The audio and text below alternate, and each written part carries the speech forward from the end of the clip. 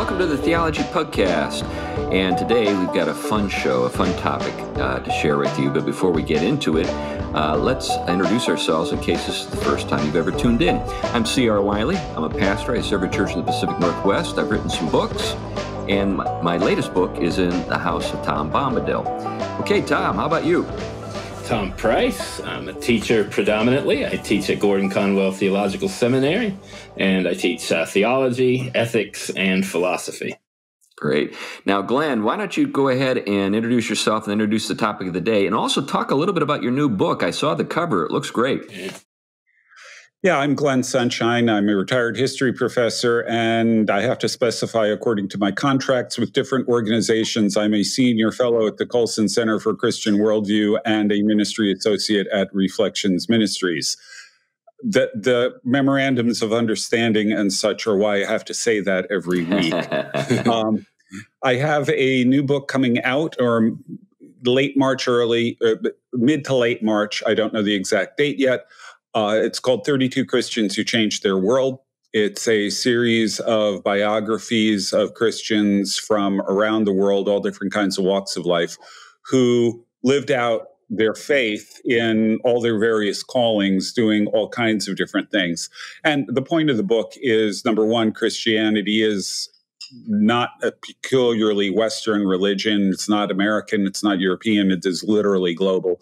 But also that we can, people have done amazing things by just simply living consistently with their faith in all different kinds of walks of life, because the gospel really extends to every area of life. It's not just about personal salvation or morality or whatever. And this gives you a whole lot of illustrations of that, and hopefully it'll be a bit of an inspiration to you, whatever you're called to do. Yeah, the cover looks great. It's got photographs of some of the people you're talking about, and nice design, and it's going to be in hardcover, which is great. So I think, that's beautiful. Great. All right, what are we talking about today? Actually, if you're interested in the book, go to canonpress.com, I believe it is. Yeah. And look for it there rather than Amazon. I'd rather have the publisher get the profits than the beast. Amazon. Yeah. Okay. And speaking of beasts, our topic for the day is a book by G.K. Chesterton called The Man Who Was Thursday. The subtitle is A Nightmare. And one of the things that's really important, according to G.K. Chesterton himself when he was writing about the book, is he said, a lot of people reading the book don't bother reading the cover. And they try to interpret it and come up with all kinds of ideas about it, but they miss the subtitle, A Nightmare. Yeah. So we do have to keep that in mind as we're going along. But this book has been described as G.K. Chesterton's masterpiece. We all know, people who know Chesterton know things like Orthodoxy or The Everlasting Man, the Father Brown stories, those kinds of things. This was considered his best book by a lot of critics, and it has never been out of print since it was published in 1908. Wow. Probably the best description I read of it was from a critic who said, this is one of the hidden hinges of 20th century literature. It takes us from the sort of absurd, fantastical worlds of Lewis Carroll or Edmund Lear, and turns it into the nightmare, fantastical worlds of people like Kafka or Borges. Yeah. So, I mean, it's an important book in a lot of ways, but for some reason, I haven't run into too many people who have actually read it. Isn't that wild? I've read it maybe 2 or 3 times, and I really like it. It's one of my favorites by Chesterton for sure. Yeah, it's very good. Yeah. So for those of you who haven't read it, I'm afraid in order for this podcast to make any sense at all, there are going to be some spoilers. Unfortunately, there's no way of doing this without the spoilers. One of the things I will say, though, before we get into the plot, is that when you read it, take it. Don't try to just rush through it to see what's happening. because you are going to miss all kinds of Chestertonian wit all the way through. there are all these little subtle cheap shots and philosophical ideas and things like that go throughout it that are just thoroughly delightful. And the story itself, it presents itself as if it were a detective story. Yeah. Or an espionage story. Yeah, it's almost like a James Bond kind of setup. Right. And actually someone commented that it was as much of a thriller as what you get from Ian Fleming. Actually, they specified Ian Fleming, sort of action thing and all that. But it's philosophical, it is political, it is social satire, it is all kinds of different things. I particularly enjoyed the rather extreme cheap shots he takes at German philosophy.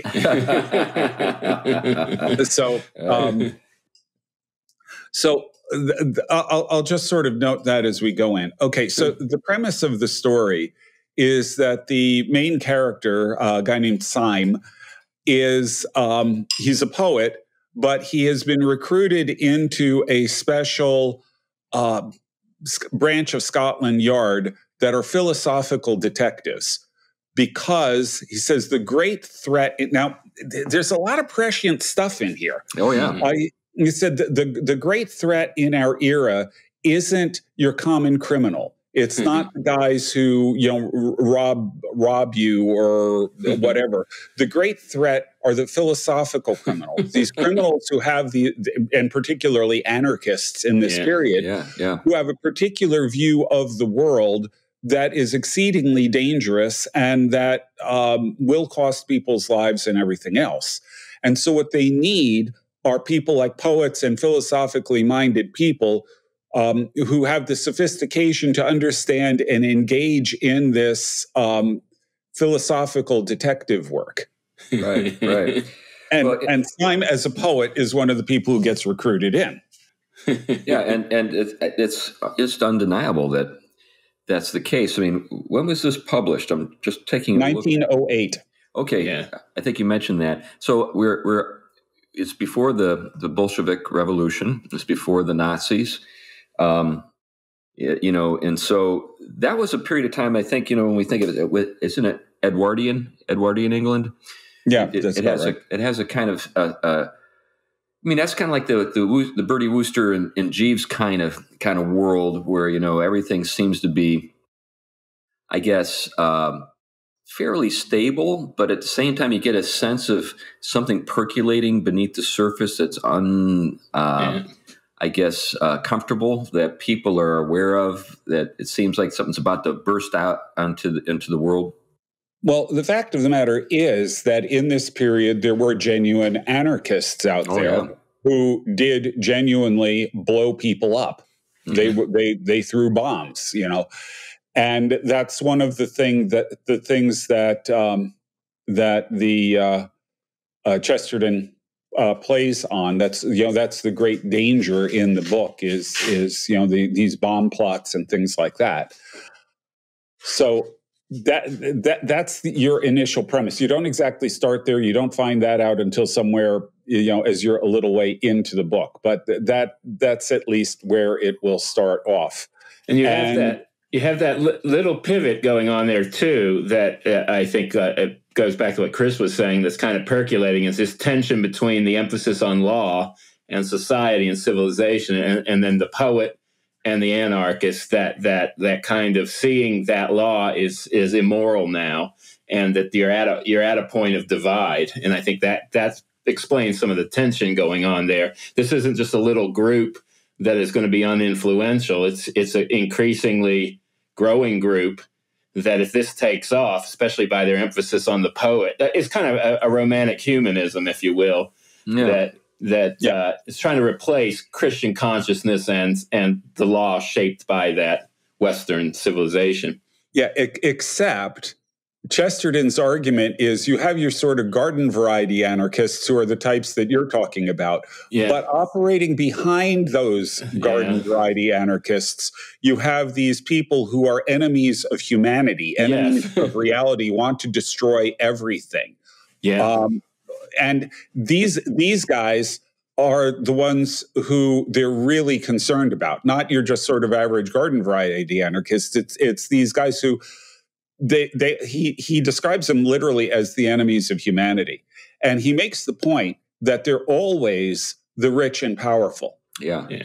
Because he says that people who are poor don't want, they may want better policing, but they don't want no policing.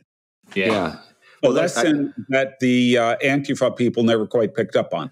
Well, yeah, and if you do the quick kind of survey of the Antifa people, they really do kind of fit the model. You just think about what we saw in the 60s. Most of the revolutionaries were kids that were coming from privileged backgrounds. They weren't, maybe with the exception of the Black Panthers, you didn't have the kind of dangerous.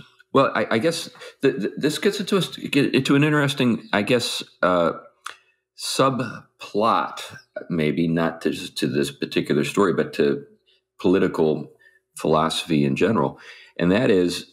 It's actually in the story too, but yes. Yeah. But regular people are always a big disappointment to revolutionaries. Have you ever noticed this? They're just like, why can't these people get fired up like we are for them? And most of the time they're interested in just kind of enjoying life and getting as much out of it as they can. Yeah. And Chesterton talks along the way about how normal people, they will not go with anarchism. They just won't do it. Yeah. This reminds me of it's tangentially related, but I lived in Cambridge, for a decade, and right between Harvard and MIT. So it was sort of an environment, and this is back in the days of rent control and before all the gentrification and stuff like that. So Central Square was still a little seedy in those days, and we had a grocery store that sold all the things that regular people, poor people, enjoyed: Wonder Bread, Twinkies. Jiffy peanut butter, all that kind of stuff, And so the activists, these foodie types who are like out to change the world, they decided that a food co-op would be like the thing to replace this, regular grocery store, this, cruddy little grocery store. So anyway, they put in this really, sort of foodie paradise, and the poor people hated it. They were wondering, where's my Wonder Bread? Where's my Skippy peanut butter? All they can find is like 7-grain bread and like, fresh ground peanut butter. I don't want that stuff. Yeah. Now, the interesting thing, by the way, Syme, the character, his background is he came from a family of, sort of radicals. They were in rebellion against pretty much everything. So red diaper baby. And because of that, he got driven to being very conservative and law and order type. That's the only way you can rebel when you come from that kind of background. And actually, that's what he said. That's what Chesterton said.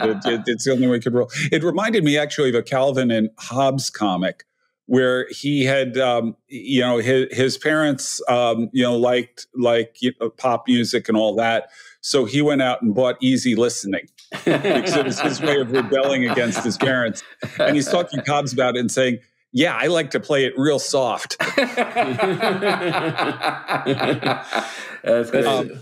But it is interesting to note that there is, you see this always in societies. I will be following this up with Eliel, so it will be repeated again. But there's this polarities that work, but they tend to share as much as they disagree with a lot in common. That's why they can be the kind of polarities. And so, yes, the running, the influence or the direction going to left ends up sometimes swinging rebels to the opposite side. And I think this way you always have this bit of a tension where one side sees the other as fascist, the other side see the other as totalitarians, and they're never able to kind of resolve that conflict. And I think this work, even though it isn't addressing that, from that angle, is sensitive to that point.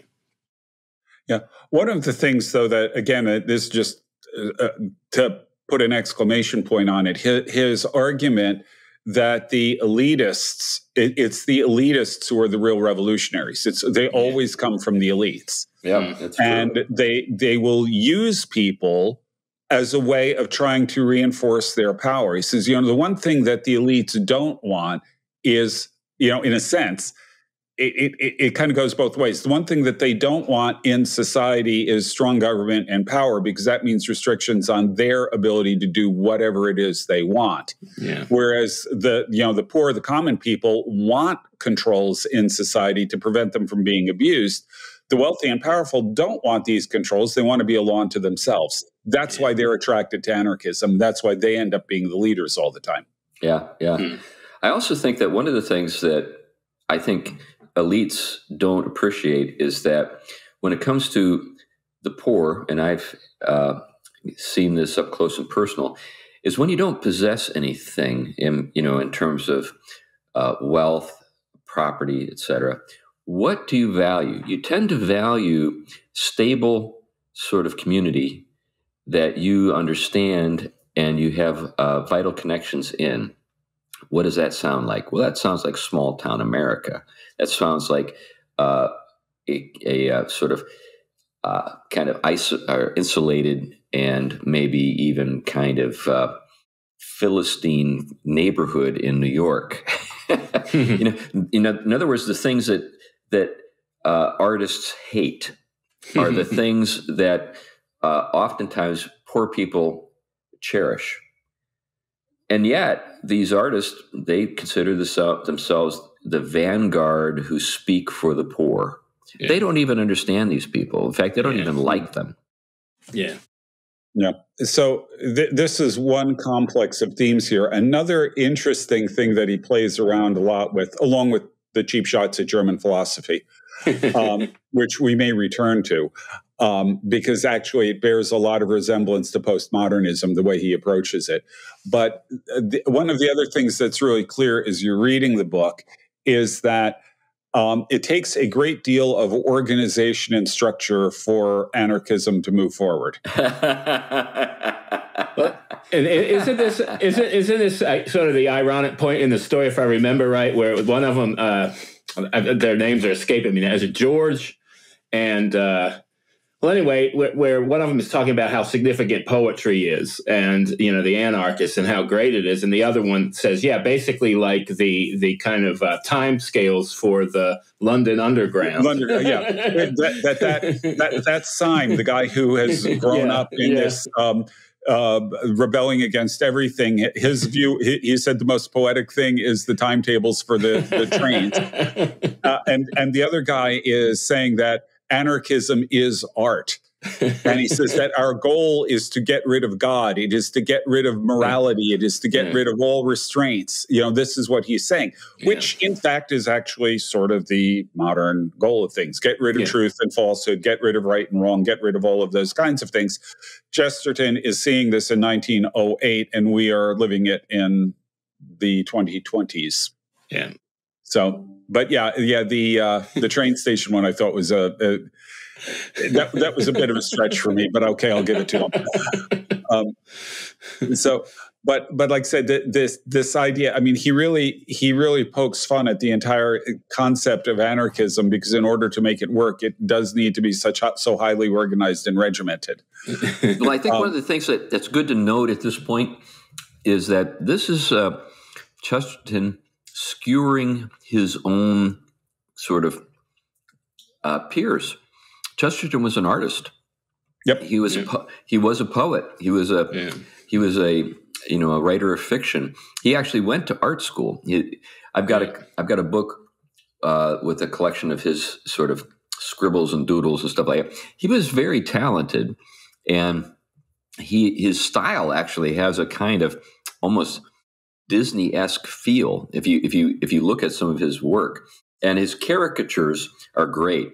Particularly when he's making fun of artists or thinkers or whatever. So he's not making fun of people he doesn't know. He's making fun of people he knows very well, and people he actually spends a lot of time with, and I think enjoyed being with. Yeah. Yeah, well, again, keep in mind the subtitle, The Nightmare, because it gets progressively more and more surreal as we work through the book. But, so you've got Syme as this philosophical detective. Hovering in the background, there is this Supreme Anarchist Council that consists of 7 members named after the days of the week. And Syme, through a mechanism which I will not explain here, gets himself elected as Thursday. Hence the title, The Man Who Was Thursday. As he's working with members of the Supreme Anarchist Council, they're plotting a bomb that's going to assassinate the Tsar and the President of France. And Syme decides he's got to find a way of thwarting this. So I want to interject something here. There's something I remember from the story that actually was an inspiration for a scene in a book I wrote. Wasn't there a table in like a room that's actually on top of a giant screw that sort of screws into the earth, and he descends in this giant. That image is something I actually used because it was so striking to me. Go ahead and describe it, maybe in some ways that maybe I'm missing, because it's been a while since I've read it. Well, what happens is Syme is a poet, and there's another guy who is a poet who is a self-proclaimed anarchist. And Syme tells the guy he's not serious about his anarchism. And so this annoys the guy so much that he makes Syme swear an oath on his honor not to reveal anything that he's about to show him. And he takes them to this restaurant, and they go in and they sit down at this table, and all of a sudden it's on, as you say, on this sort of screw, and it descends underground, and you're in this anarchist cell, in the midst of this anarchist cell, which, by the way, has got excellent gourmet quality food. And it's there that he finds out that this poet is, in fact, a genuine anarchist and is serious about it. And it turns out that the head of the anarchist council, the Supreme Anarchist Council, a guy by the name of Sunday, has made it a rule that if you are a serious anarchist, you should not attempt to hide this. You should talk about it all the time, because then nobody will take you seriously. And you'll then be able to operate with impunity because nobody will take you seriously. You're too public. Well, there's actually some I think something profound in that philosophy, because that's what totalitarians have done in the past. If you read Hannah Arendt, she'll show you how the Nazis told everybody exactly what they were going to do to the Jews. And nobody took them seriously. Nobody believed them. Yeah, it was like, how could you possibly do something that crazy? And then they did it. Same thing with the communists, the Bolsheviks. They would tell you exactly what they're going to do. It'd be like me walking up to you, Glenn, on the street and saying, "I'm going to pick your pocket right now," and then I'm doing it. Yeah. So, in any event, where that goes is that cell is the one who has the right to elect Thursday. And everybody, and the real anarchist is sort of the shoe-in, but he doesn't want to give away too much to Syme, but especially because Syme then tells him that he's actually an underground policeman, and they're both on oath not to reveal this to anybody. But the anarchist is thinking, if I try to shoot him now, I mean, he has no honor at all. If I try to shoot him now and he gets away, he's going to be absolved of he's going to be able to reveal everything. So he's expected to win the election for Thursday. So he decides to do a sort of milksap presentation, basically taking the idea that if you're an open anarchist, it's not going to, nobody's going to take you seriously. So he gives this really weak speech, which alienates everybody else in the room. Yeah. And Syme gets up and gives a rousing anarchist speech, and he gets elected to be Thursday. That's right. Yeah. So in any event, he goes to the meeting, and presiding over it is Sunday. And Sunday is this absolutely huge guy who seems huge face, right? Huge face. He seems to know everything, and actually is remarkably sarcastic. I mean, it's just a delightful character. But you discover that somebody else in the group is actually a police spy, and so Gogol is called. He gets kicked out. And Syme is just very relieved that he wasn't the one who was fingered. But you move on from there, and you discover that ultimately that other members of the council are, in fact, police spies as well. It's kind of like they're all police spies, right? Yeah, at the end of the day, you'll find out that all of them, except for Sunday, are police spies. And then you find out that Sunday was the guy who signed them all up. The thing about as policemen. Signed them up as policemen. Yeah.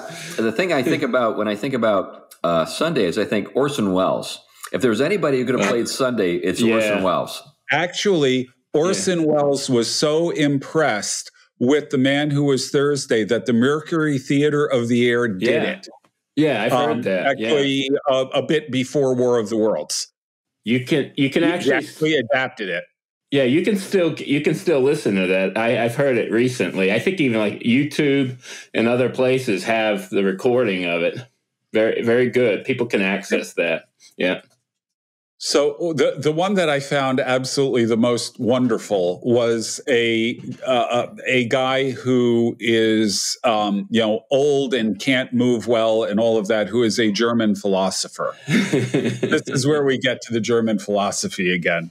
Yeah. And this guy ends up basically chasing Syme down, even though he can barely walk. He somehow manages to chase Syme down, and Syme is just, he thinks this is sort of this nightmarish thing that this guy who's nearly a cripple is able to keep up with him, and he keeps appearing and all of this. This is where you're in sort of the nightmare thing.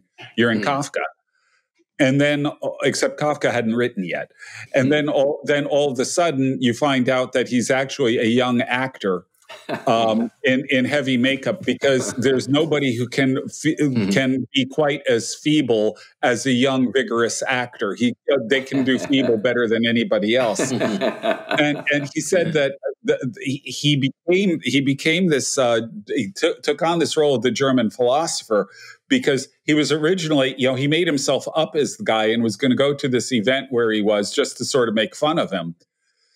And he got there and he was spouting off all of this nonsense to these devotees. And then the real philosopher showed up. And the real philosopher attacked him, using all of the German philosophical jargon. And he replied with something even more incomprehensible and actually incoherent.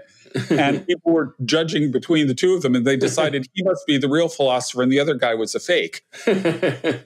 So the other guy gets thrown out, and he's now traveling all around Europe trying to convince people he's the real philosopher, and everybody takes this as a good joke. Whereas the actor then assumes the place of the philosopher and is therefore recruited into the police philosophical detective group. But the description of the total incoherence of what he was saying compared to what the German, and for that matter, the German philosopher was saying, it sounded to me like postmodernism.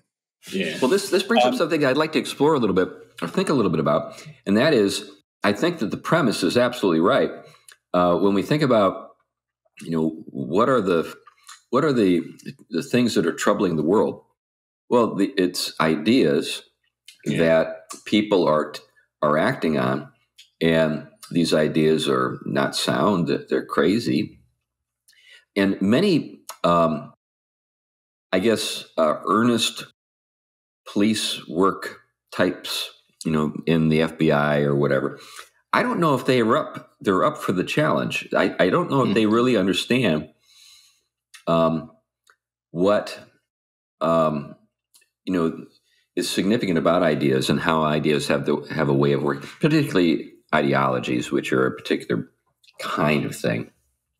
And we could talk a little bit about that if we want, but I just don't know if a lot of guys are up for the challenge. At least the ones who I see on television. They don't impress me as people who have a very, insightful knowledge of the world of philosophy. Yeah, the interesting thing is what Chesterton suggests is, remember, it's the elites that are really pushing these ideas.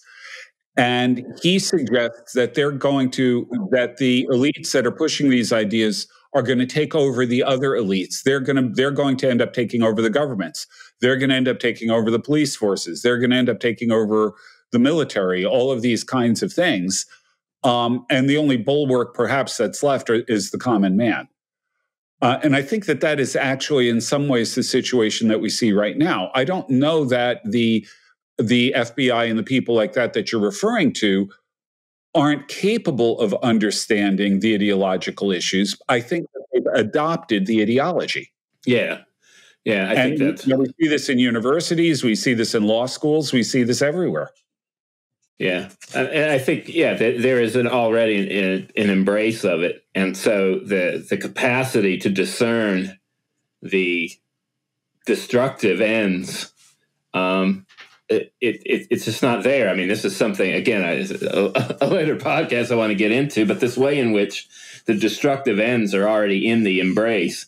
And really, I mean, we could go through a long story of, again, how we got here, but they only tend to grab hold of certain sides of that are offered, and these sides don't resolve themselves because there isn't a harmonious picture in the fragments of the West, if you will.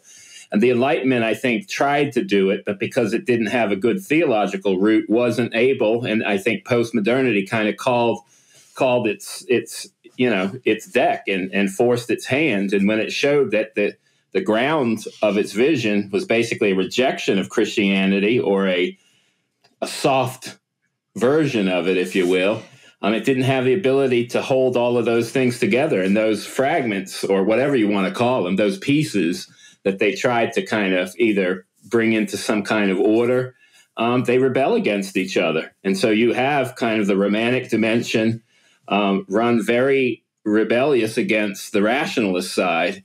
And as they run with that, they see anything that was built on that rational side as suspect. But if you don't have the capacity to reason with the romantics, you end up sort of where we end up here. It becomes sort of a commitment to some kind of idea or ideal, but it's completely it's like I think in theology we call it fideism.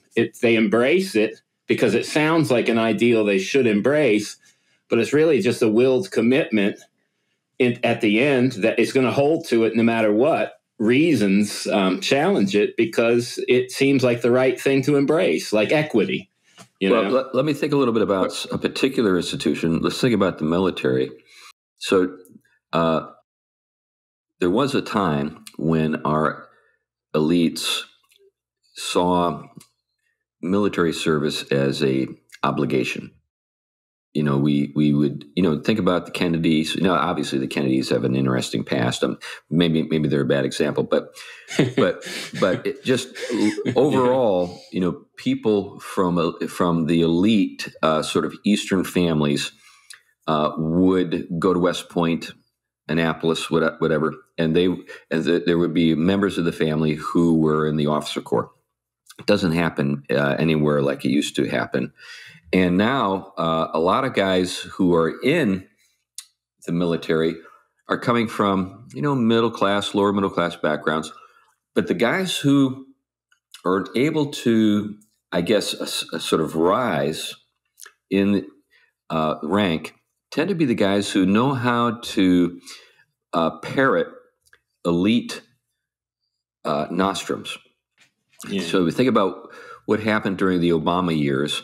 Basically, all the old guard was cleansed from the Pentagon and the various divisions of the military, and the guys who were willing to just go along with the progressive agenda in those branches of the service were the ones who found themselves at the top. They're not warriors. They're not accomplished fighters. They're basically ladder climbers who really don't even understand what they're talking about. They just parrot whatever they hear sort of the people they report to saying. I don't think that the people when I listen to like your typical 5-star general who's never actually commanded a force that's actually attacking anything. Basically, he's just a bureaucrat. When I hear that guy talk, I think what you're really good at is making the people you report to happy. That's what you're really good at. And there are a lot of unhappy people in the services who are the fighters, who are losing faith in their leadership if they've not lost it already. I've talked to guys who are special forces guys who are retired, and they're discouraging their kids from going into the services. Yeah. That's where we are right now. But it's because, getting back to this whole idea of the elites, so our generals, my sense is that they're not blue blood types. They're just climbers. And the elites have taken over the institutions, even institutions that we thought they'd never gain control over. But they just purged them. I mean, they did it in a way that it wasn't like Stalin killing people. It was just basically Obama firing people or encouraging them to take an early retirement, that kind of thing. And the commitment of the elites was, of course, to keep repeating their mantra that everything produced by the West or the country, bad. And so there is a commitment that they opt into at some point, the ones that are going to climb socially, that are going to repeat and reiterate, and they're going to structure and hire all within those lines. And this is where I think we had a guest previously before, to conserve anything makes no sense here, because there isn't anything left to conserve, because it's basically been gutted in these institutions, and it isn't their commitment. They're not committed to the same thing. So when they hold the ideals, they're not committed to them the way they were understood, classically in any way. And so, you have basically, a special vocation to promote and defend what? It has to be something that's constantly being changed and transformed towards some, very abstract ideal. But that's it. And so anything that falls short of the ideal is that there's your tension. It can be eradicated. So if you're not really committed to any kind of realist vision that's going to accept the failures of a vision, but also keep pushing towards, realizable transformations or goals. I mean, if you're not going to be committed to that, but everything has to be an endless revolution, then you really do end up with nothing there other than just climbing the ladder and having control. Yeah, and getting back to the book, Chesterton, again, this is one of these things that he anticipates. He says that these people, their end game is the destruction not only of civilization but of humanity, above all life. They're fundamentally nihilistic. Mm-hmm. So, getting back to the discussion between the real and the fake German philosopher for a moment, just one observation I would make when I said that this sounds very much like postmodernism. When I was on the job market for my first job out of grad school, I went to the American Historical Association. Mm-hmm. And this was in the heyday of deconstructionism and things like that. And I went to the AHA because that's where you interviewed for jobs. And so I was there. I remember it was around 11 o'clock, and there was a session going on near where I was. So I decided to just sort of stop in and listen to it. Now, I have a reasonably large vocabulary. I am a reasonably bright guy. But I was listening to the guy speaking from the stage, giving his paper, and I didn't understand a word of what he was talking about. Yeah. And I looked around the room and I saw all these people watching him and sort of nodding sagely. And I remember thinking at the time, they don't understand him either. They're thinking about what they're going to have for lunch. This dense, opaque language, I'm sure, is intended not only to sort of mark you as part of an elite and mark people as, with you, but I think it's also intended to simply disguise the fact that they have nothing to say. Yeah, you have, especially the neologisms of people like Hegel and Heidegger is one of the worst to read in German, and the constant coining of new terminology, or fitting together words into one word in such a way that you have to be able to interpret all of that, but somehow it misses whatever they're up to. It does. It eclipses any point you think they're making, and somehow in that tension is supposed to be some brilliance shining out. Most even the scholars will say, well, if we understand this, it must be. There's a wonderful series on Dilbert right now where Dogbert has decided to become an internet success guru. And he says the secret is to just throw together a jumble of words. It doesn't matter what they are. And so they come up with a couple of examples of this. The pointy-haired boss reads one of these to Dilbert, and he says, "What do you think about it?" And Dilbert says, "I can't tell whether it's genius or absolute nonsense." And the pointy-haired boss says, "Oh, darn, I was hoping you could help me with that." But that's what a lot of it is. I am convinced that a significant percentage of it is that, especially because when you look at the early postmodernists, they always talked about playing. What they were doing was playing. Well, and there's been some scandal along this very line where papers have been written as jokes and have been submitted and have been published and taken seriously. And peer-reviewed, Yeah, well, it's academic, sadly, has become a joke in many cases. And even in the hard sciences now, for the stuff that passes for credible scholarship in terms of, really saying something, it really, the bigger the vocabulary in terms of abstract and new terms, it isn't simply, oh, you don't understand. It's simply that they're hiding a lot of things, and they're trying to sneak in a lot of things. Well, getting to the hard sciences, I think one of the things that was really helpful for me years ago is I read a book entitled "The End of Science," and basically the author noted that when we're talking about the sciences, we have to have falsifiable data, and in other words, falsifiable theories. That's a better way to put it. And how do we do that? Well, you have to be able to reproduce within certain conditions the outcomes that you're describing.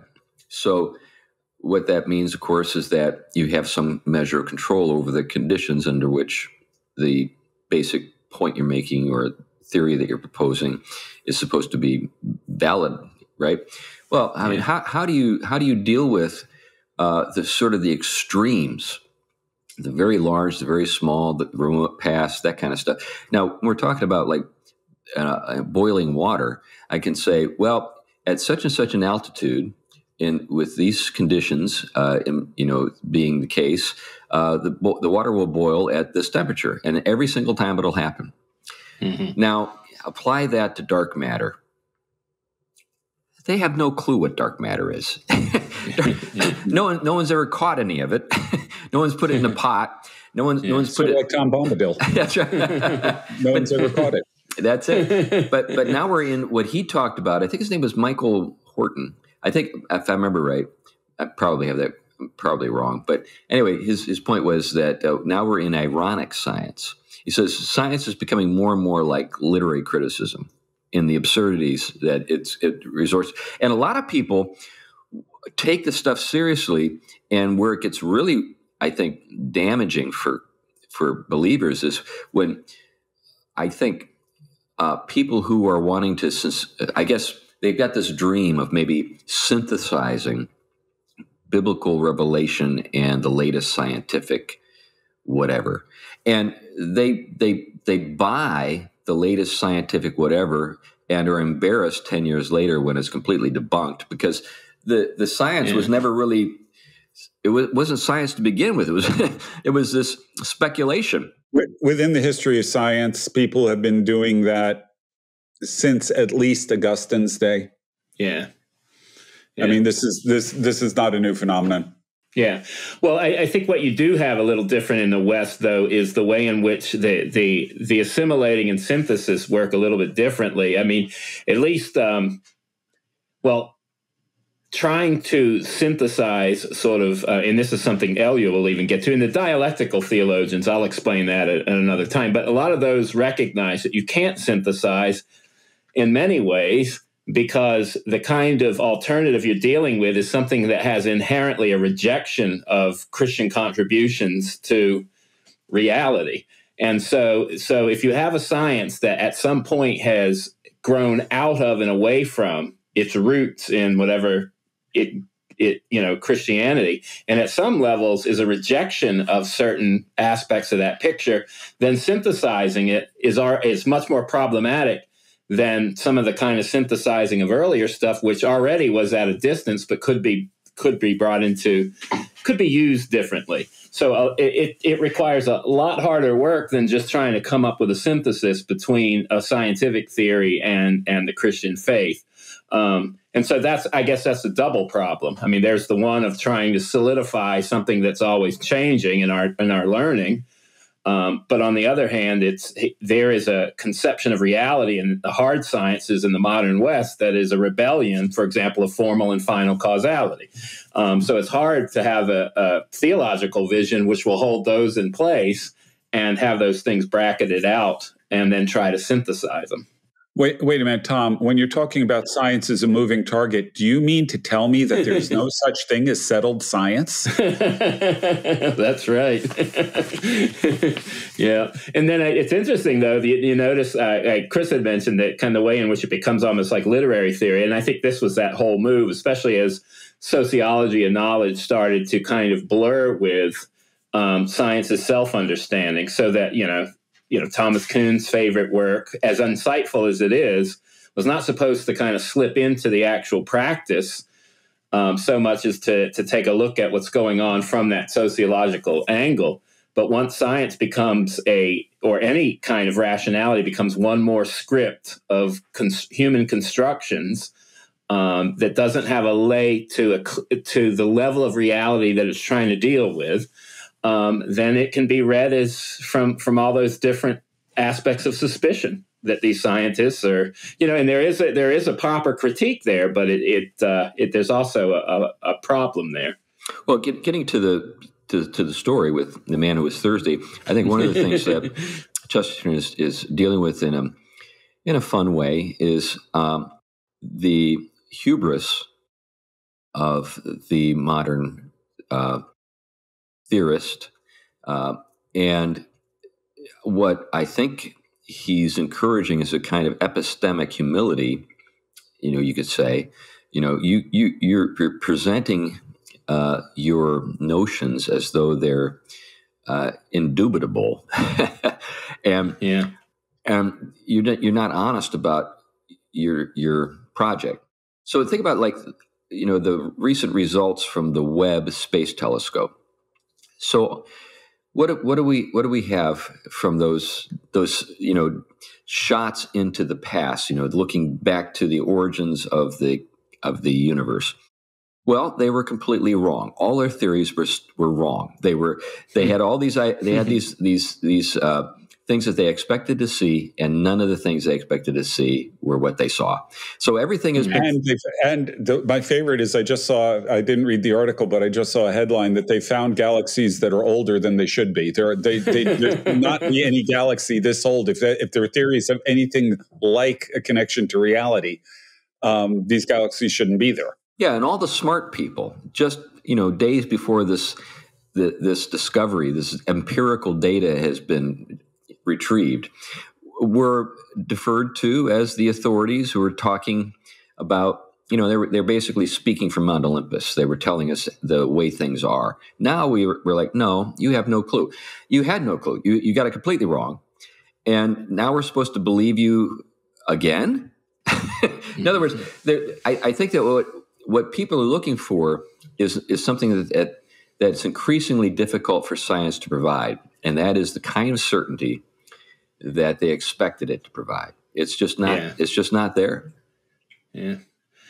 And this again speaks to, I think, that contradiction in that we've been given. That on the one hand, our angelism is such that we think we should have indubitable knowledge. On the flip side, our materialism is going to prove that we won't, right? And that all knowledge itself is constantly a kind of orienting ourselves to make sense of our environment more than anything else. So you're not going to get it to deliver that. And within there is no resolvability. And this is why you have those kind of romantic or postmodern, hyper reactions, because they're not going to be able to resolve it there. So it becomes then we can really know nothing, or we're simply the ones that are making it all up. So let us run with that. At the end, without giving away too much, because there's so much stuff in the book that alternates between descriptions of what London really looks like, for example, and then suddenly everything turns surreal. And then you're in a surreal section and suddenly it resolves into real life. You're just sort of alternating back and forth between the two. But the further along you go, the more surreal it gets. Okay.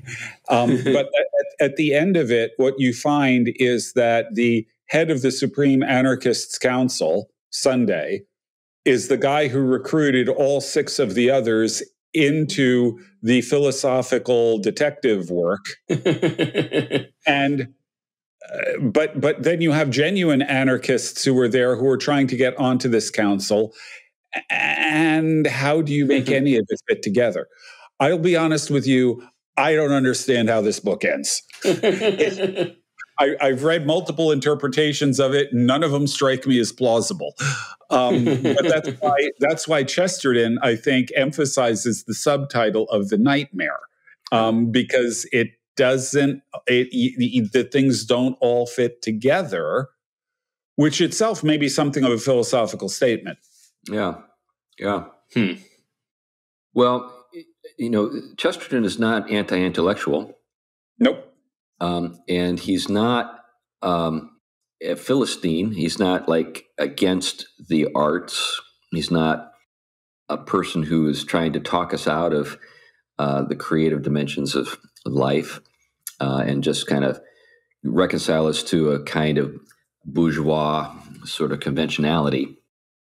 He's a remarkably, I think, cheerful person too. In spite of all this, I think the thing that comes across with Chesterton, and even the people, his interlocutors who disagree with him, liked him.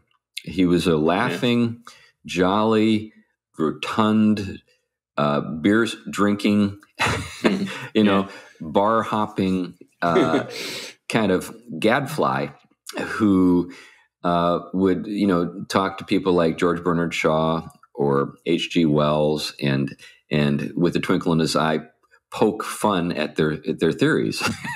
And match wits with them and win. Right. Yeah, that's.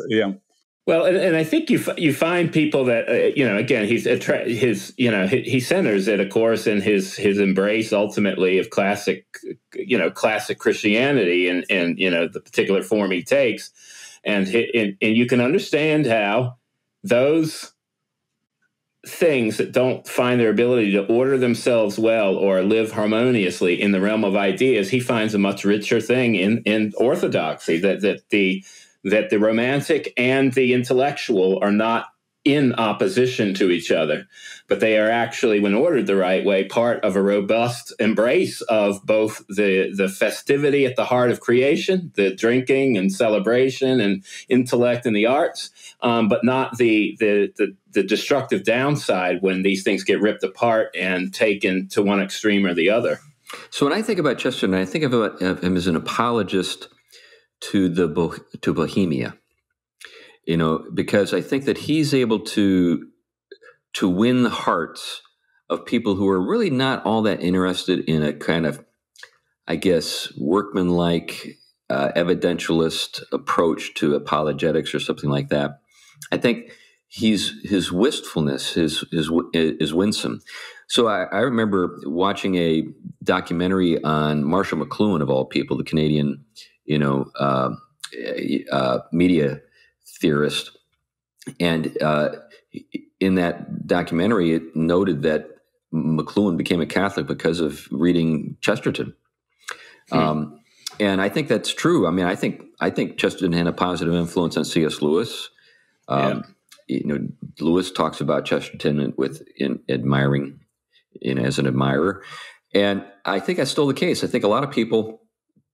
So if we wonder, okay, what do we do with like Berkeley? What do we do with Cambridge? What do we do with Soho? What do we do with these places where the artsy people kind of go? Who can speak to them? What book are you going to give those people? I mean, are you going to give him Lee Strobel's, Case for Christ? Well, maybe, or are you going to give him Orthodoxy? I think you give him Orthodoxy, or maybe the Man Who Was Thursday. Yeah, the thing that's so delightful about Thursday is it seems to me that it speaks really directly to a lot of situations in the modern world. It points out the absurdity of them, but it does it in well, as you said, a kind of whimsical way, set in a totally different time period where the specific concrete issues were different, but the underlying ideas weren't. And I think that's one of the things that makes it such an effective read for people today, that if you're paying attention, you will see all kinds of connections to our current world.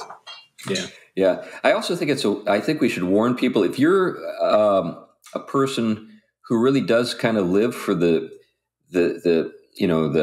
schedule of the trains, if you're the person who doesn't see the beauty and the art and the poetry of that, but just simply thinks of it like an engineer, you're not going to get it, Chesterton. That's right. The people I've come across who are dismissive of Chesterton tend to be artless people, to be frank.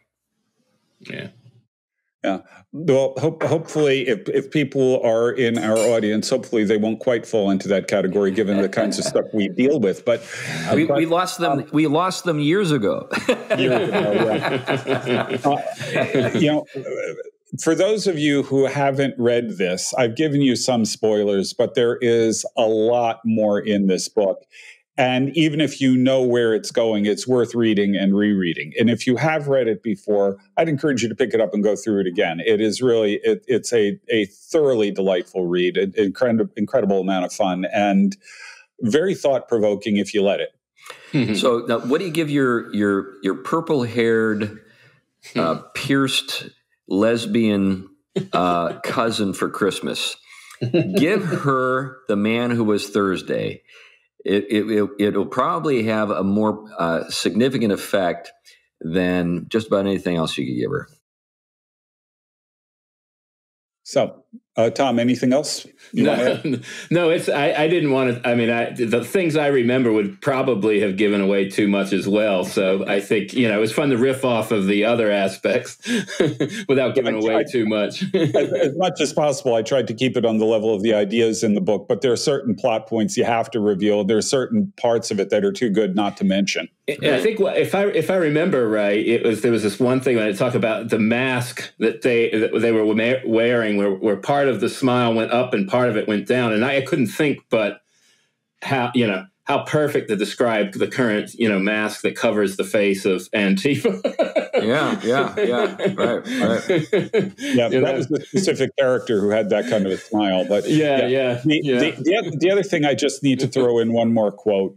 They were going into a French village with a Frenchman, a colonel, and they're fleeing. They're trying to escape, and he says something to the effect of, there are 4 rich people. There are 5 rich people in this village. 4 of them are scoundrels. One's a good man. That's probably about average everywhere. Well, on that note, let's wrap up the show. We really appreciate your interest in the Theology Pugcast. We congratulate you for getting to the end of another episode, or maybe this is your first time getting to the end. Congratulations. And we want you to be aware that there are a number of other people out there, and maybe this includes you, who support us on a regular basis. And it's much appreciated. There are costs associated with producing the show. And if you'd like to become a contributor, you can go to Patreon. There's a link in the show notes for that. You can contribute to the show, and we do some things for the people who contribute to the show, and you could be one of those people. We're also part of the Trinity Reformed Church podcasting network. We're part of the Fight, Laugh, Feast podcasting network, and we're glad for our associations with those networks. They're helpful in getting the show distributed. And we're also grateful to folks who send notes to us, who reach out to us on a regular basis. We get communicate from all over the world. It just astonishes us. We're in over 60 countries, and we're grateful for how the Lord has given us that audience, and you're part of it. So we thank God for you. Anyway, that's enough for now, and we'll talk to you next time, hopefully. Bye-bye. Bye-bye. Bye.